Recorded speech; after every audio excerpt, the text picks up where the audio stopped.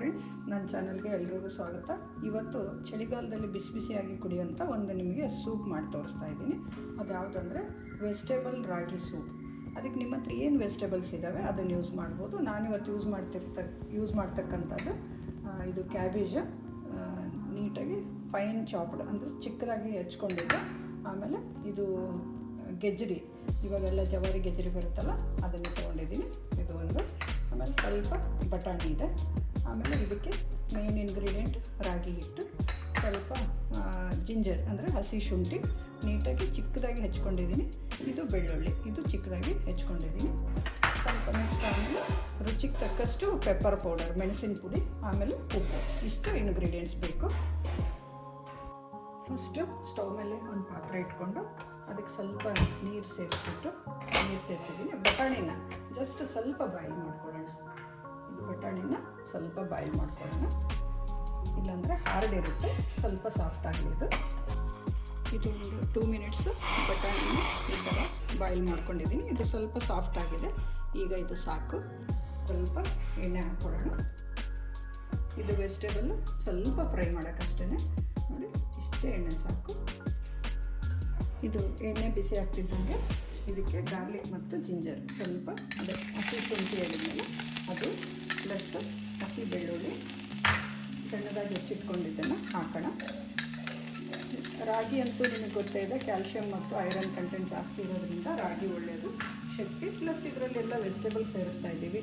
ಆಮೇಲೆ ginger garlic ಸೇರಿಸ್ತಾ ಇದ್ದೀವಿ. ಇದು ಚಳಿಗಾಲದಲ್ಲಿ ನಿಮಗೆ ಕೆಮ್ಮು ನೆಗಡಿಯಿಂದ ಪ್ರೊಟೆಕ್ಟ್ ಮಾಡುತ್ತೆ. ಗಂಟಲಲ್ಲಿ ಒಂಥರ ಬಿಸಿ ಇದು ಕೊಡುತ್ತೆ, ಫೀಲ್ ಕೊಡೋದ್ರಿಂದ ಸ್ವಲ್ಪ ಕೆಮ್ಮು ನೆಗಡಿಗೆ ಅಥವಾ ಗಂಟಲಿಗೆ ಒಂಥರ ಹಿತ ಅನಿಸುತ್ತೆ. ಅದಕ್ಕಾಗಿ ಇದು ಜಿಂಜರ್ ಗಾರ್ಲಿಕ್ ಫ್ರೈ ಆಯಿತು. ಈಗ ಕೋಸು ಹಾಕ್ತಾಯಿದ್ದೀನಿ. ಇದು ಸ್ವಲ್ಪ ಫ್ರೈ ಮಾಡ್ಕೊಳ್ಳೋಣ. ಲೋ ಫ್ಲೇಮಲ್ಲಿ ಇಟ್ಕೊಂಡು ನೀಟಾಗಿ ಫ್ರೈ ಮಾಡ್ಕೊಳ್ಳಿ. ಅದಕ್ಕೆ ಇದು ಗೆಜ್ಜರಿನ ಸೇರಿಸ್ಬಿಡೋಣ. ಎರಡು ನೀಟಾಗಿ ಫ್ರೈ ಆಗಿ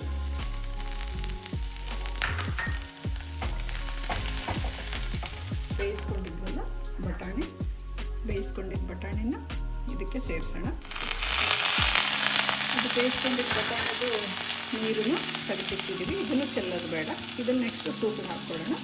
ಅದು ವೆಜಿಟೇಬಲ್ಸು ಫ್ರೈ ಆಗ್ತಿದ್ದಂಗೆ ಇದು ನಾವು ರಾಗಿ ಹಿಟ್ಟು ಒಂದು 2 ಟೀ ಸ್ಪೂನ್ ರಾಗಿ ಹಿಟ್ಟು ತೊಗೊಂಡಿದ್ವಲ್ಲ, ಬಟಾಣಿ ಬಾಯ್ಲ್ ಮಾಡಿ ಎತ್ತಿಟ್ಕೊಂಡಿದ್ವಲ್ಲ ನೀರು, ಅದನ್ನು ಇದಕ್ಕೆ ಮಿಕ್ಸ್ ಮಾಡಿಬಿಡೋಣ. ಅದು ವೇಸ್ಟ್ ಮಾಡೋದು ಬೇಡ, ಬಟಾಣಿ ಕುದಿಸಿದ ನೀರು. ಸೊ ಇದನ್ನು ನೀಟಾಗಿ ಇದು ಹಿಟ್ಟು ನೀಟಾಗಿ ಕರಗೋವರೆಗೂ ನೀಟಾಗಿ ಕರಗಿಸ್ಕೊಳ್ಳೋಣ. ಇದು ರಾಗಿ ಹಿಟ್ಟು ನೀರಲ್ಲಿ ಕಲಸಿ ಇಟ್ಕೊಂಡಿದ್ದೀವಲ್ಲ, ಅದೇ ನೀರನ್ನ ಇದಕ್ಕೆ ಸೇರಿಸೋಣ. ಈಗ ಬಾಯ್ಲ್ ಆಗಲಿ. ಇದಕ್ಕೆ ಇನ್ನೂ ಸ್ವಲ್ಪ ನೀರನ್ನ ಸೇರಿಸೋಣ.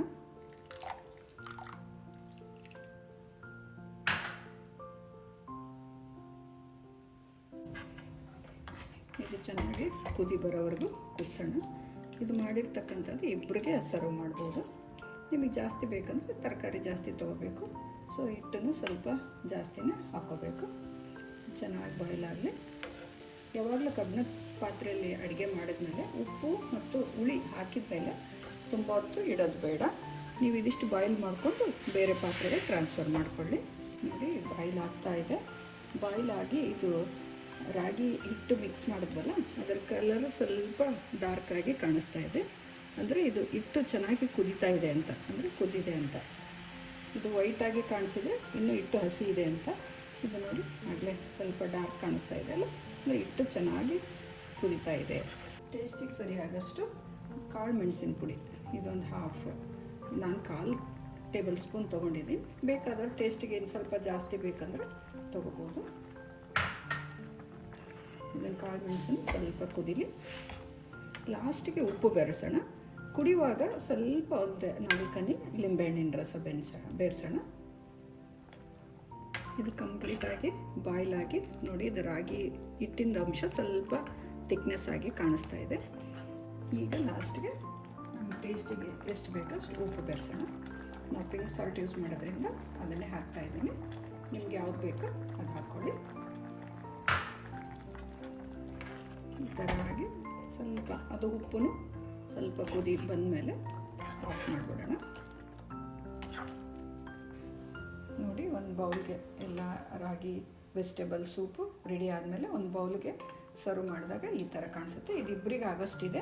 ನೀವು ಇದನ್ನು ಮಾಡಿ ನೋಡಿ ನಿಮ್ಮ ಅನಿಸಿಕೆಯನ್ನು ಕಮೆಂಟ್ ಮೂಲಕ ತಿಳಿಸಿ. ಎಲ್ಲರೂ ನನ್ನ ಚಾನಲ್ ನೋಡಿದ್ದಕ್ಕೆ ಧನ್ಯವಾದಗಳು.